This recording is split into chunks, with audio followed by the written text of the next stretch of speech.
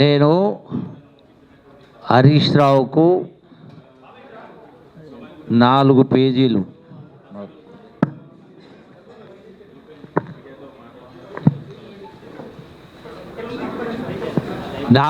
Letter రాసిన. కల్వకుంట్ల చంద్రశేఖరరావు గారికి 4 పేజీల లెటర్ రాసిన. తారక రామారావు గారికి 4 పేజీల లెటర్ రాసిన. 3 కుర్చీలు వేసిన. కేసీఆర్, కేటీఆర్, హరీష్ రావు. ఇందులో తర్వాత నేను వీళ్ళందరికీ నా వాట్సాప్ ద్వారా ముగ్గురికి, కేసీఆర్కు, కేటీఆర్కు, హరీష్ రావుకు ఉదయము ప్రెస్ మీట్లో ఉదయం 11 గంటలకే పంపించినాం. దానికి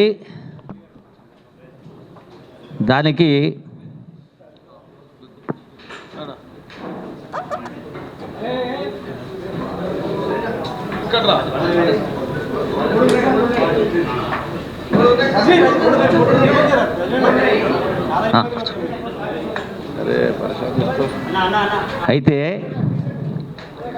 హరీష్ రావు నా లెటర్ జవాబు పంపినా అని చెప్పిండు. ఏముంది జవాబులో? మొత్తం మేము చేసినప్పుడు 4.17 లక్షల కోట్లు మాత్రమే అని లెటర్ రాసాడు. మిగతాదంతా ఏముంది? మీరింత అప్పు చేసినట్టు మాట్లాడు. నేను మాట్లాడింది మా ప్రభుత్వం ఎంత చేసిన అప్పు గురించి నేను మాట్లాడలే. మీరేదైతే 10 సంవత్సరాల కాలంలో కేటీఆర్ ఏమో 3.5 లక్షల కోట్లని, హరీష్ రావు ఏమో 4.17 లక్షల కోట్లని పంపిర్రు. ఇది అబద్ధము అని నేను స్పష్టంగా ప్రతి అంశం పట్ల 4 పేజీల లెటర్ రాసి ఇందులో స్పష్టంగా 1 కాదు 2 కాదు మొత్తం టోటల్గా లెక్క చెప్పి 8,21,000 కోట్ల రూపాయలని దేనికి ఎంతెంత అని దీనిలో రాసిన, స్పష్టంగా రాసినాం.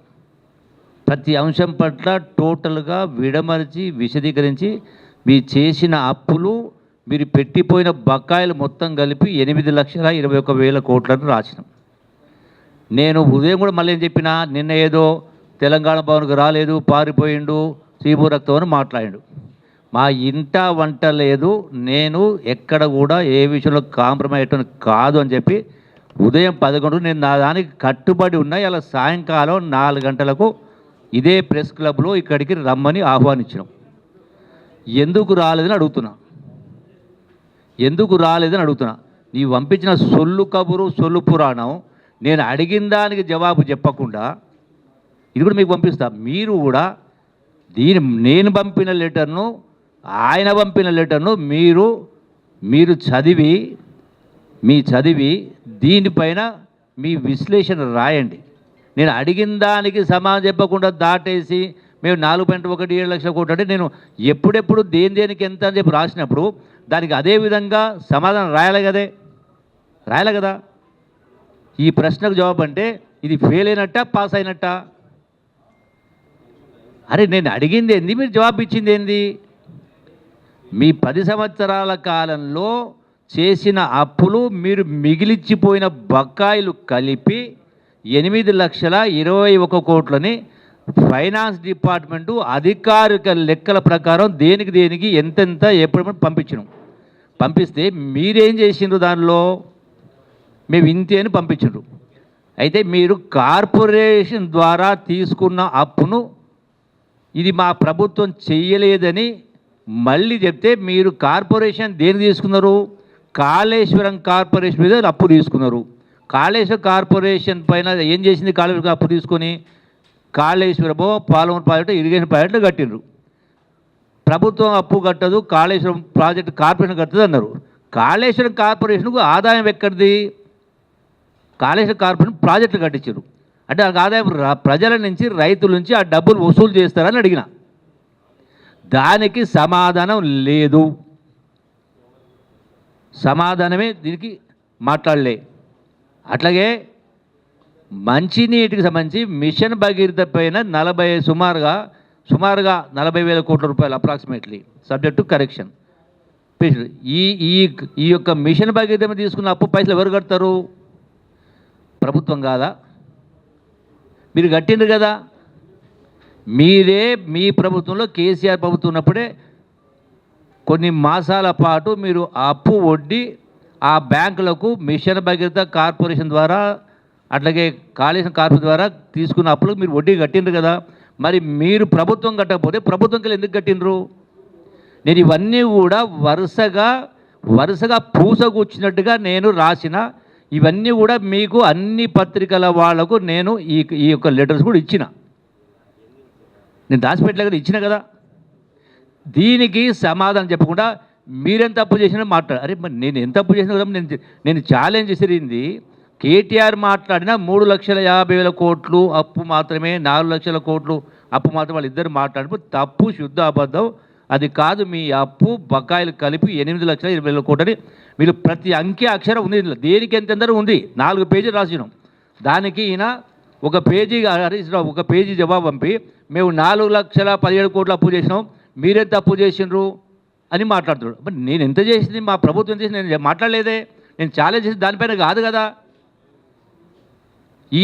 అట్లాగే ఈ ప్రభుత్వం కూడా 2,08,681 కోట్ల రూపాయలు వడ్డీ కట్టింది ఈ ప్రభుత్వం వచ్చిన తర్వాత. కాంగ్రెస్ ప్రభుత్వం వచ్చిన తర్వాత 2,08,681 కోట్ల రూపాయలు వడ్డీ కట్టింది. అంటే 2 నెలలు తీసుకున్న అప్పుకే ఇంత వడ్డీ కట్టిందా ఈ ప్రభుత్వం? అంటే అందుకే పలాయనవాదము, పొడుగు మాటలు, లావు మాటలు, 6 ఫీట్ల మాటలు కాదు మాట్లాడాల్సింది. నేను అడిగిన దానికి సూటిగా సమాధానం చెప్పకుండా డొంక తిరుగు సమాధానం చెప్పి పారిపోయిండు. ఎవరు వారిపోయినారు? ఇప్పుడు ఎవరు వారిపోయినరు? కొద్దిగా సిగ్గుసరం ఉండాలి, మాట్లాడితే మతిస్థితి ఉండాలి. మీరు ఈ రోజు కాదు, ఏ రోజు కూడా నన్ను మీరు తప్పు పట్టలేరు, నన్ను ప్రశ్నించలేరు. పాలమూరు పౌరుషం గురించి మాట్లాడినావు. బరాబర్ పాలమూరు పౌరుషం ఉంది కాబట్టి ఆనాడైనా మంత్రి 3.5 ఏళ్ళ మంత్రి పదవికి రాజీనామా చేసి ఆనాడు మీ బీఆర్ఎస్ పార్టీకి పాలమూరు జిల్లాకి వెళ్ళి 7 సీట్లు ఇచ్చినాం. నేను మంత్రిగా ఉండి 13 సీట్లు ఇచ్చినాం. నువ్వు సమాధానం చెప్పబోయా అంటే రెండో మాట ఇంకో మాట చెప్పిన పోనీ మీరు సిగ్గుదప్పిన బతుకుతూ మీరు రాలేక నేను వారిపోయినట్టు మాట్లాడుతున్నారు. అంటే క్వశ్చను మీ తెలంగాణ భవన్కు వస్తేనే లెక్క ఉన్నట్ట. అయినా నిన్న స్పష్టంగా హరీష్ రావు అక్కడేంది అమరవీర స్తూపం కాడుకు వస్తుందని తెలిసి నేను గాంధీ భవన్ నుంచి నేను బయలుదేరిపోయినా. ఈ లోపలనే సరే అక్కడికి రాలేదు. ఇవాళ వచ్చిన పొద్దున చెప్పిన ఢిల్లీలో ఉన్నా కూడా 2 గంటల ఫ్లైట్ రావచ్చు కదా, సిద్దిపేటలో ఉన్నా రావచ్చు కదా. ఎందుకు ముఖం చెల్లలేదు మీకు బాబామర్ల ఇద్దరికి? మళ్ళీ ఉల్టా చోర్ కోత్వాలు దాంట్లో అన్నట్టుగా మీరు మాట్లాడతారు. నన్ను కొద్దిగా బుద్ధిశరం ఉండాలి. అంటే మీరు ప్రజల జీవితాలతో ఆడుకుంటారా? ధైర్యం దమ్ముండాలి.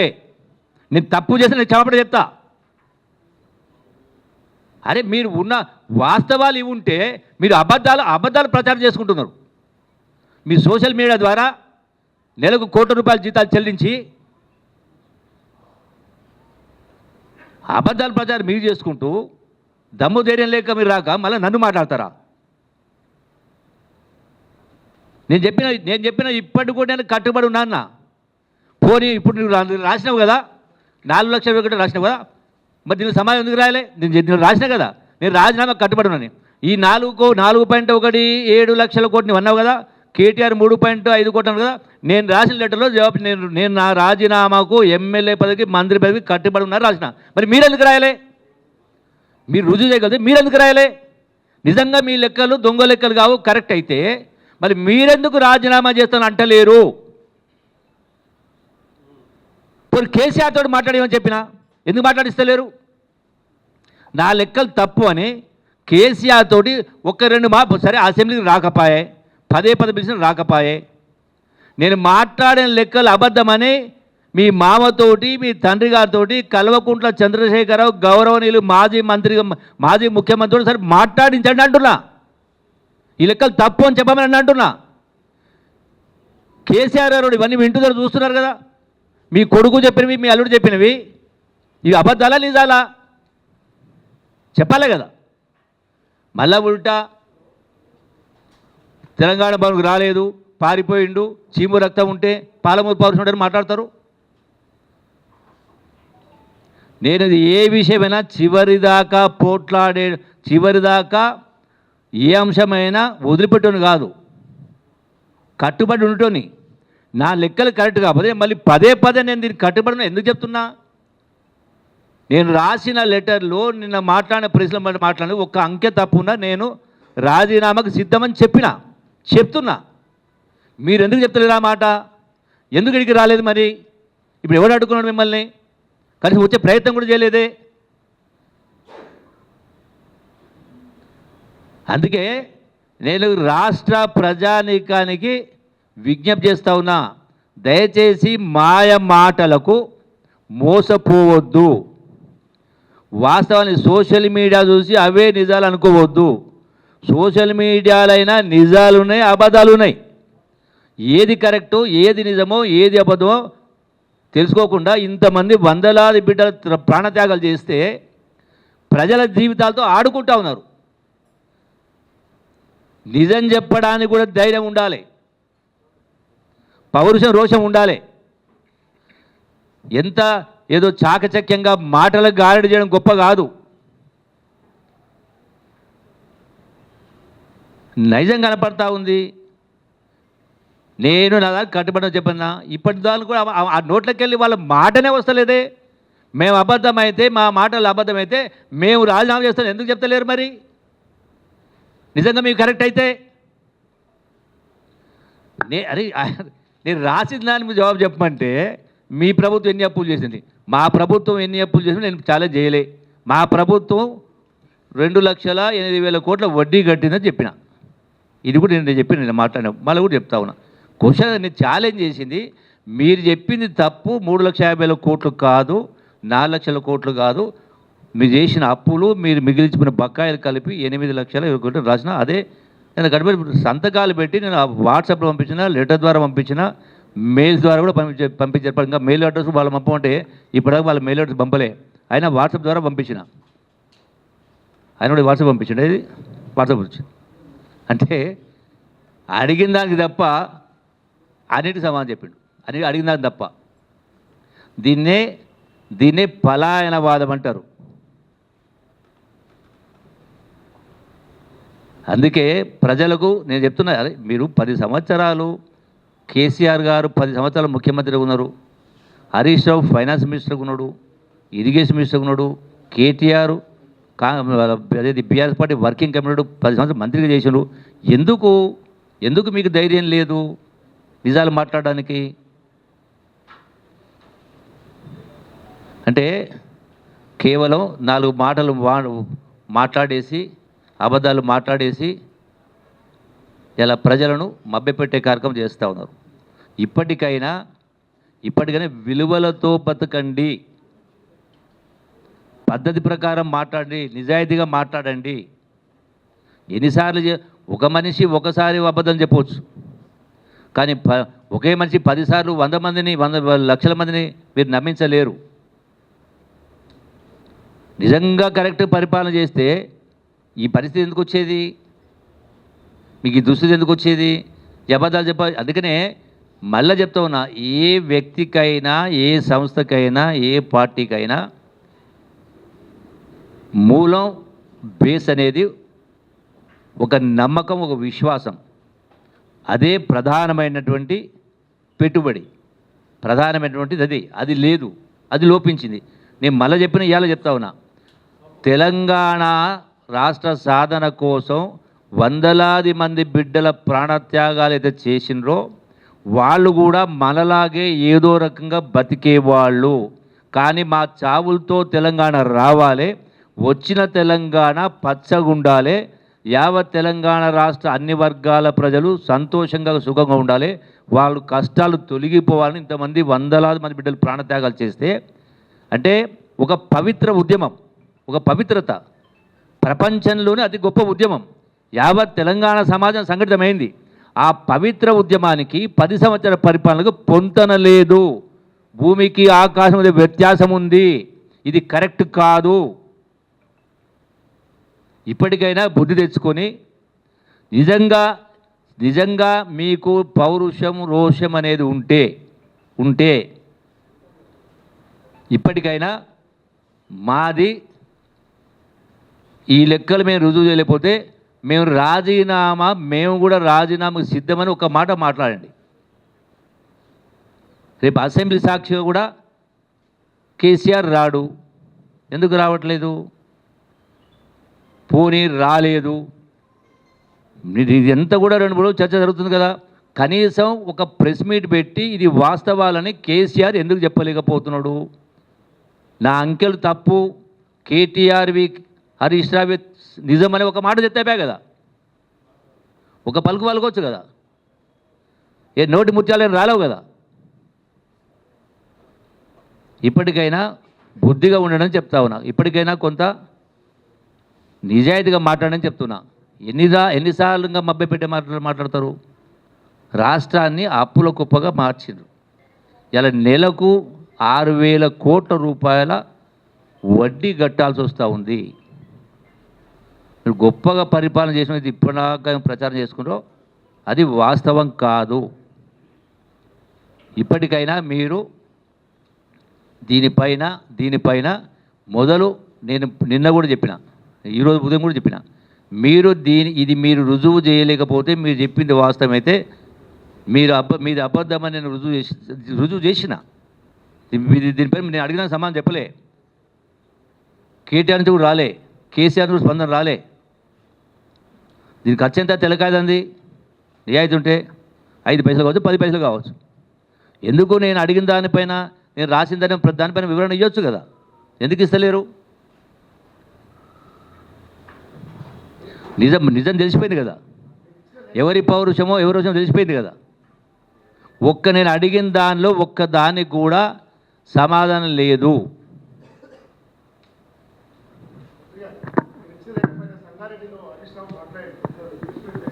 ఇక కనపడుతూనే ఉంది మాట్లాడు, ఇంకా ఏడు మాట్లాడితే ఏం మాట్లాడు, బొంద మాట్లాడు, ఏం మాట్లాడు.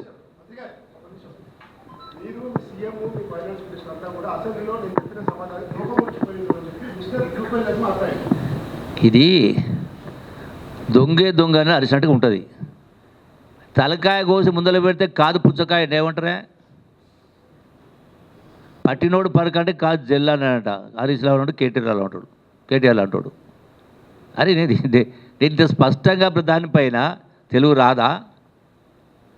ఇంగ్లీష్ పంపాలా, ఉర్దూలో పంపుతా. వెరీ బ్యాడ్, బాధ అనిపిస్తుంది. ఇంత ఉద్యమం జరిగి ఇంతమంది ప్రాణత్యాగాలు చేస్తే ఇది నిర్వాకం. నిజాలు చెప్పడానికి కూడా వాళ్ళకు ధైర్యం లేదు.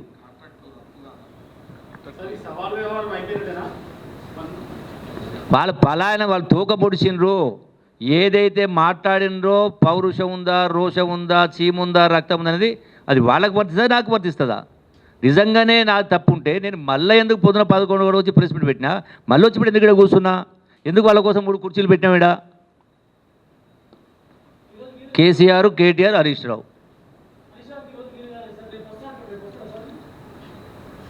ఫస్ట్ ఇన్నిసార్లు మాట్లాడితే కూడా మళ్ళీ అదే మాట్లాడితే ఎట్లా? అరే మీది ఇప్పటికి కూడా మీకు దమ్ము ధైర్యం ఉంటే, మీ చెప్పిన లెక్కలు తప్పు అని రుజువు చేసినా మీకు లెటర్ ఇచ్చినా నేను రాజీనామా కట్టుబడి అన్న. మీరు కూడా అదే మాట ఒక మాట ఎందుకు చెప్తలేరు అంటున్నా. మా లెక్కలు తప్పైతే మేము రాజీనామా చేస్తామని మీ ఇద్దరి బావబామర్దుల నోటి నుంచి ఎందుకు ఆ మాట వస్తలేదు అంటున్నా. రావాలి కదా, ఎందుకు వస్తలేదు? అంటే ఇది బురదలిపోదామనా? మా ప్రతిష్టను భంగం చేయాలనా? మీ నుంచి కాదు, మీ తాత ముత్తాతల నుంచి, మీరు కాదు, ఎవరు కూడా థ్యాంక్ యూ.